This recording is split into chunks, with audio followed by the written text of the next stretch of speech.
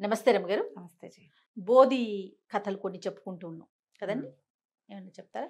మామూలుగా మనుషులు ఒకటి మన మన జీవితం మానవ జీవితం సాధారణంగా మనం ఎందుకు పుట్టామో ఎందుకు పెరుగుతున్నామో ఎందుకున్నామో ఏం చేస్తామో తెలియకుండా అయిపోతుంది. బద్ధకము, నిర్లక్ష్యము, ప్రమత్తత వీటితోటి మనుషులు మనం ఏం చెయ్యాలో అది చెయ్యరు. ఏదో ఉన్నామా తిన్నామా పడుకున్నామా లేచామా తెల్లారిందా ఇదే గోల. సరైన పని చేద్దాం, మామూలు జీవితం ఏమంది కానీ సరిగ్గా జీవిద్దాం ఇలాంటి ఆలోచన చేయరు. ఓ మంచి మాట చెప్పిన ఏం కావాలి మనకి మనుషులుగా పుట్టినందుకు? మామూలుగా మనం ఏం చెప్పుకుంటాం, 72 లక్షల జీవరాశులు ఉన్నాయి.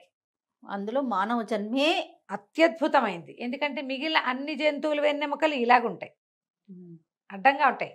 మన భూమికి సమాంతరంగా మనం ఒక్కలమే పైకి వెన్నెపూస ఉన్నవాళ్ళు. ఈ పైకి వెన్నెముక పైకి ఉన్నవాళ్ళు, వెన్నెముక పైకి ఉన్నవాడికి ఏముంది? మిగిలిన వాటికి వీడికి తేడా ఆహార నిద్ర భయం ఐదునాదులు సేమే వాటికి మనకి. మనలాగానే తిండి తిప్పలు, మనలాగానే నిద్ర భయము సంసారము అంటే మనలాంటి జంజాటం ఉండదు. కానీ దాంపత్యం వాటికి కూడా ఉంటుంది కదా, మైథునం వాటికి ఉంటుంది, జంట జోడు కలవటం వాటికి కూడా ఉంటుంది. మనకి ఎక్స్ట్రా ఉన్నది ఏమిటి? బుద్ధి, భావ ప్రకటన. భావ ప్రకటన ఇవి ఉన్నాయి. ఇప్పుడు ఇవి పెట్టాడు భగవంతుడు. ఈ బుద్ధితోటి సరిగ్గా ఆలోచిద్దాం, ఈ భావంతో సరిగ్గా ప్రవర్తిద్దాం. మనకు తెలీదు, పోని నేర్చుకుందాం, పోని విందాం, తెలుసుకుందాం, ఆచరణలో పెడదాం అని ప్రతివాడు అనుకోవాల్సిందే. బుద్ధుడు చెప్పే చాలా సూత్రాలు దీనికి సంబంధించినవి ఉంటాయి. నువ్వు మనిషిగా పుట్టినందుకు మనిషిగా బతుకు. వేదాల్లో చెప్పబడిన వాక్యం మనుర్భవ, మనిషివి కా ముందు నువ్వు మనిషిగా ఉండు. మనుర్భవ అంటే ఏమిటో అయిపో కాదు, మనిషి బాబు నువ్వు. మానవ సహజమైనవి మానవ ధర్మాలు, అవును, అది ఉండాలి. అదైనా ముందు మనిషిగా ప్రూవ్ అవ్వు, తర్వాత ఇంకేమిటో మనిషి అవుదు కానీ తర్వాత కాలంలో అంతే అవగలిగితే. ఆ మనిషిగా ఉండటానికే మనకు కావాల్సింది ఏంటి? బద్ధకం మానేయాలి, నిర్లక్ష్యం తగ్గించుకోవాలి, అప్రమత్తంగా ఉండాలి. ఎప్పుడు ఏది ఎక్కడి నుంచి ఎలా వచ్చి పడిపోతుందో తెలియదు కదా. దాని మీద కథ, ఇదే విషయం మీద. ఓకే. ఒకసారి ఒక రాజుగారు ఏదో సముద్ర తీరానికి వెళ్ళారు. వెళ్తే ఆ రాజుగారికి ఒక 3 పిల్లలు కనపడ్డారు. 2 ఆడపిల్లలు, చక్కగా చిలకలలే ఉన్నారు, చిన్నపిల్లలు. ఇసుకగూళ్ళు కట్టుకుంటారు. పిచ్చుగూళ్ళు కడతారుగా పిల్లలు. అవును, చక్కగా ఇసుకతోటి ఇట్లా గోపురాలు కడితే సరే 2 కట్టుకున్నారు. పిల్లలు 2 బాగున్నారు, అక్క చెల్లి. స్థిమితంగా చక్కగా ఆడుకుంటున్నారు. 7-8 సంవత్సరాల పిల్లలు. అంతేగా ఆ వయసుకే ఆ పిచ్చిగడ్డలు కట్టడము, మట్టి ఇల్లు కట్టడము ఉంటాయి. అయితే ఒక తుంటరిగా ఉన్న ఒక పిల్లవాడు అక్కడికి వచ్చి వీళ్ళు కట్టినటువంటి పిచ్చిగూళ్ళు పడగొట్టేశాడు. పిల్లలు ఏంది, ఒక్క కాలుతో తొక్కితే ఒక తొక్క పడిపోతుంది. ఇసగూడు ఎంతలో పడుతుంది. పడిపోయేసరికల్లా ఒక పిల్ల తెగేడ్చి అరిచి రాగాలు పెట్టి వాడిని తిట్టి శోకాలు పెట్టేసింది. నా ఇల్లో అని, నేను ముచ్చటపడి కట్టుకున్నానో, పోయిందో, అదైందో ఇదైందో అని. రెండో పిల్ల మాత్రం ఏడవలేదు. అట్లా చేయకూడదురా అని వాడికి చెప్పింది. అట్లా చేయకూడదు, చూడేలా ఏడుస్తుందో, రా కొంచెం సహాయం చెయ్యి నువ్వు అంటే వాడు నా చేయను అన్నాడు. ఆ అమ్మాయి ఎందుకు చేయవురా అలా అనలా, బతిమలాడుతోంది వాడిని ఓపికగా. ఈయనకి ఆశ్చర్యం వేసి, ఇంత 7 ఏళ్ల పిల్లకి ఇంత ఓపిక, అది కూడా రాగాలు బట్టి ఏడ్చి ఈ కింద నుంచి 2 గుప్పెళ్ళు ఎసుకెత్తి వాడిని నెత్తి మీద పోసి వాడి కంట్లో పోసి వాడిని తన్ని. 2 ఉన్నారు కదా, ఒకడిని తనటం సేపు మా నాన్నతో చెప్తా మా అమ్మతో చెప్తా అని అనద్దు, అనట్లా ఉద్రేకపడాలి. ఆ పిల్ల ఏమీ ఉద్రేకపడలేదు. ఆయనకి ఆశ్చర్యం వేసింది. అమ్మాయి నీ పేరేమిటమ్మా అన్నాడు. నా పేరు శ్యామావతి అండి అని చెప్పి. ఆయనకి ఎంత నచ్చిందో, 7 ఏళ్ల పిల్లకి ఇంతటి నిద్దాతనమా, ఇంత ఓపిక. అక్కడి నుంచి ఆయన కుర్రాన్ని కొంచెం బెదిరించి గదమాయించి కట్టి వీళ్ళకి ఇల్లు నువ్వు అని చెప్పి వాడిని కూర్చోబెట్టి ఇల్లు కట్టించాడు. సరే వెళ్ళిపోయాడు. పిల్ల చాలా నచ్చింది. ఎంతసేపు ఆ అమ్మాయికి వేసే చూస్తూ ఉన్నాడు ఆయన. పిల్ల ఎంత కుదురుగా ఉందో. వాడు ఇల్లు కడుతుంటే రెండో పిల్ల చూస్తూ నుంచింది తన ఇల్లు కట్టించేదాకా. ఈ అమ్మాయి మాత్రం వాడికి సహాయం చేస్తూ ఇల్లు కట్టుకుంది. ఆయన వెళ్ళిపోయాడు. ఆయన ఒక రాజుగారు అని చెప్పుకున్నాం కదా, ఆయనకు ఒక కుమారుడు ఉన్నాడు. కుమారుడు పెద్దవాడయ్యాడు. పెద్దవాడైతే అతనికి రాజ్య విషయాల మీద ఆసక్తి లేదు, రాజ్యాన్ని జాగ్రత్తగా చూసుకునేది లేదు, ప్రజల్ని చూసుకుందామని లేదు, ఓ మంచి మాట విందామని లేదు, ఓ మంచి సలహా తీసుకుందామని లేదు. ఆటకాయిగా ఉండేవాడు. రాజుగారు కొడుకు ఆటోమేటిక్గా అంతే, రాజే అంతేగా. రాజు అయిపోతాడు. రేపు రాజు అయ్యి ఇంతమంది ప్రజల్ని వీడి చేతిలో పెడితే ఏం చేస్తాడు? ఏం చేస్తాడో వీడిని సరైన దారిలో పెట్టాలి. ఉమ్. ఎట్లా పెట్టాలి అని ఆలోచించి ఆయన ఎప్పుడో చూసిన ఆ 7 ఏళ్ల పిల్ల శ్యామావతి ఆయన మనసులో ఉంది. కొంతమంది భటుల్ని ఒకళ్ళిద్దరు సలహాదారులని పంపించి ఫలానా ఊళ్ళో ఆ రోజు నేను చూసిన 2 ఆడపిల్లల్లో ఒక పిల్ల శ్యామావతి, ఆ పిల్ల ఎక్కడుందో వెతికి పట్టుకురండి అని చెప్పాడు. ఉమ్. వాళ్ళు ఒక చిన్న కుటుంబం వెతికి ఆ శ్యామావతి వాళ్ళ ఇల్లు పట్టుకున్నారు. పిల్ల పేరుంది కదా, అక్క చెల్లి వాళ్ళిద్దరు ఆడపిల్లలు. వాళ్ళు ఏ ఊరు ఏదో ఊర్లు మారారు. ఆ ఊళ్ళకి వెళ్ళి ఆ పిల్లకు ఒక 16-17 సంవత్సరాలు ఉన్నాయి. పిల్ల బుద్ధిమంత్రాలని చెప్పుకున్నాం కదా. సరే, అమ్మాయితోటి మాట్లాడి వాళ్ళ నాన్నతో మాట్లాడి రాజకుమారుడికి ఈ అమ్మాయినిచ్చి వివాహం చేసుకుంటామని అడిగి ఆ శ్యామావతినిచ్చి యువరాజుకి వివాహం చేశారు. పరమ ఓపికమంతురాలు, నిశ్శబ్దంగా ఉండేది.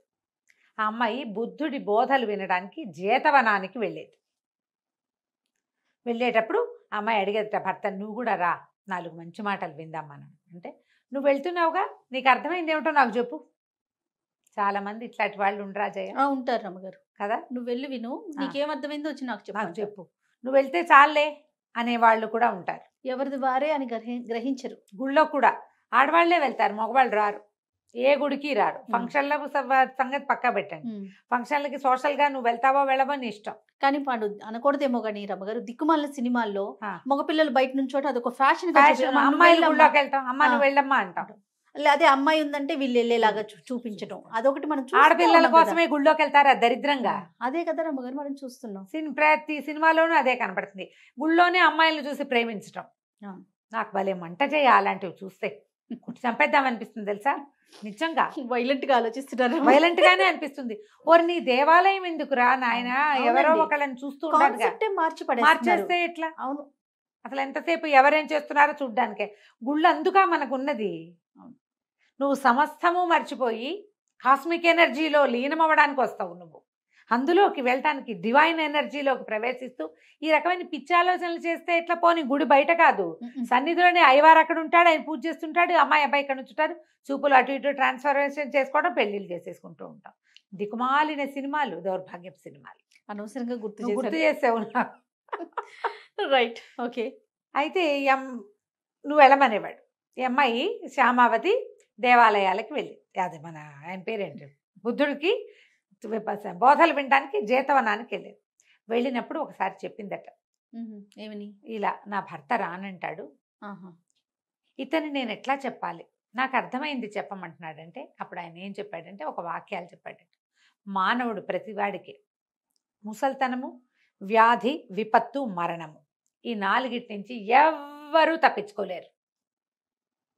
ఎవరైనా తప్పించుకోగలరామ్మా? కోటీశ్వరులు. ఏంటమ్మ గారు? ముసలితనం, వ్యాధి, విపత్తు. విపత్తు సడన్ గా ఏదైనా జరగకూడదా జయ? ఏదైనా. మొన్న ఒకళ్ళ ఇంట్లో మాకు తెలిసిన వాళ్ళు అహ్మదాబాద్ అటువైపు ఉంటారు, మా అక్కయ్య ఫ్రెండ్స్. ఇన్వర్టర్ షాక్ కొట్టి చనిపోయారు జయ. ఆయన ఇన్వర్టర్ షాక్ కొట్టింది. అదే కదా విపత్తు. నీకు ఏది విపత్తు కాదు. మనం మెట్లు దిగాము వాకిట్లో, నిన్న మా అక్కయ్య వాళ్ళ వాకిట్లో జారిపడ్డాను. అవును అన్నారు కదా. నేను ఇంకొంచెం ముందు పడి ఉంటే ఏ బండి అయినా వచ్చుంటే, క్షణం, ½ మినిట్ కూడా పట్టదు దానికి, అర నిమిషం కూడా అవసరం లేదు విపత్తుకి. పైనుంచి ఢామని పడిపోతాం కింద. మన ఇంట్లోనే ఫ్యాన్ ఊడి మన నెత్తి మీద పడుతుంది. అవునవును. సోఫాలో నుంచి లేస్తూ కాలు మడతపడి పడిపోతాం. ఎక్కడ రాకూడదు అవి? వర్షాలు రావా? ఎండలు ఎక్కువగా రావా? చలికాలం చలికి జబ్బులు చేయవు? డిసెంబర్లో ఎంతమంది చనిపోతారో? విపత్తులు సడన్వి. గోడలు విరిగిపోవటాలు, గోడలు పడిపోవటాలు. ఇప్పుడు మనకైతే షాక్ కొట్టటాలు, యాక్సిడెంట్లు. మనం ఒట్టిగా తెగుతుంటేనే కదా జయ వేలు ఎట్లా తెగిపోయింది. ఎన్ని రోజులు పట్టింది మానడానికి. వీటిలో నుంచి తప్పించుకోగలమా? వ్యాధి, జబ్బు అస్సలు తప్పించుకోలేము. ఏమీ లేవు, చాలా హెల్దీగా ఉన్నాం. హార్ట్ అటాక్లు పుసుకుని వస్తాయి. శుభ్రంగా ఉన్నవాళ్ళు, చక్కగా జిమ్ బాడీస్, హెల్దీ మెయింటెనెన్స్లో ఉన్నవాళ్ళు నిమిషాల మీద హార్ట్ అటాక్ వచ్చి పోయారు ఈ మధ్య. ఎంతమంది సెలబ్రిటీలను కూడా చూసాం కదా జయ. మామూలు ఇళ్లలో ఎంతమందో, మన జూనియర్లు, మన సీనియర్లు కూడా. చిన్న పెద్ద తేడా లేదు దానికి. అక్కడి నుంచి సడన్ డెత్ కాకుండా వ్యాధులు, ఎన్ని రకాల ఆటో ఇమ్యూన్ డిసీజెస్ ఉన్నాయమ్మా మనకి. పైగా ఈ కాలంలో షుగర్ సహజమైనది, అందరికీ డయాబెటీసు, అందరికీ బీపీ, అందరికీ స్పాండ్లైటిస్, అందరికీ థైరాయిడ్, కిడ్నీలు ఫెయిల్ అయిపోవటం, లంగ్స్ ఫెయిల్ అయిపోవటం, ఇక క్యాన్సర్లు అంటావా ఎన్ని పేర్లో వాటికి, ఒక్కొక్క దానికి ఒక్కొక్కటి. అందుకే ఏదో వైద్యం దొరికింది, కానీ జబ్బే కాదు. అంతేగా. అవునా? సరే, ఏమేమిటి పోయి చెప్పాం మనం? ముసలితనం, వ్యాధి, విపత్తు, ఆఖరిది మరణం. అనివార్యమైన కథ. ఈ 4 నుంచి తప్పించుకోలేం. ఇప్పుడు చూడు, మన చుట్టూతా 4 పర్వతాలు ఉన్నాయి, మనం మధ్యలో ఉన్నాం. ఒకసారి ఎప్పుడైనా 4 పర్వతాలు దగ్గరకు వచ్చేస్తే మధ్యలో ఉన్నవాడి పరిస్థితి ఏమిటి? అంతే సంగతి. అంతే సంగతులు కదా. ఇలా జరుగుతుంది. ఈ 4 పర్వతాల మధ్యలో ఉన్నాం మనం. వాటి నుంచి తప్పించుకునే అవకాశం మన జీవితానికి లేదు. ఎవరు తప్పించుకోలేరు. ఈ తప్పించుకోలేనప్పుడు మనం చెయ్యవలసింది ఏమిటి? ఏం చేయాలి? మనుషులుగా బ్రతకాలి. ఈ 4 ఒకటి ఎక్స్ట్రా సబ్జెక్ట్ ఏంటి? బ్రతుకు. అంతే. మరణానికి ముందు బ్రతుకు, వ్యాధిలో బ్రతుకు, అంతేనా? విపత్తులో బ్రతుకే. తర్వాత మరణంలో కూడా నువ్వు బతికుంటేనే చస్తావు. నువ్వు ముసలితనంలోనూ అంతే. ముసలితనంలోనూ కూడా జీవితమే. జీవితం ఉందా? అవునండి. ఈ జీవితాన్ని సరైన జీవితంగా ఉంచుకోవాలి నువ్వు. ఇది each and every man, women తప్పదు. జంతువులకి బోధలు అర్థం కావు. బోధలు అర్థమయ్యే జంతువులు మనం పెంచుకునే జంతువులే. దానికి కూడా హే రారా పో కూర్చో పడుకో అర్థమవుతాయి. అంతేగాని మనం భగవద్గీత చెప్తామంటే అర్థమవుతుంది. అది ఎవరికి అర్థమవుతుంది? మానవ జంతువుకి అర్థమవుతుంది. మనిషిగా పుట్టినందుకు ఇతరులకి సహాయపడు, తప్పులు చేయకు, పాపం చేయొద్దు, బతకడం కోసమే ప్రవర్తించుకో, సరైన ప్రవర్తనతోటి బతుకు. ఇది తెలుసుకోవాలమ్మా. ఏ రోజు తెలుసుకుంటాడో ఆ రోజు వస్తాడు అతనని చెప్పాడట బుద్ధుడు శ్యామావతికి. ఆ అమ్మాయి ఇవే వాక్యాలు భర్తకి తీసుకెళ్ళి యథాతథంగా చెప్పింది, ఓర్పుగా. నువ్వెందుకు రావు? నేనంటే నీకు ఇష్టం లేదా?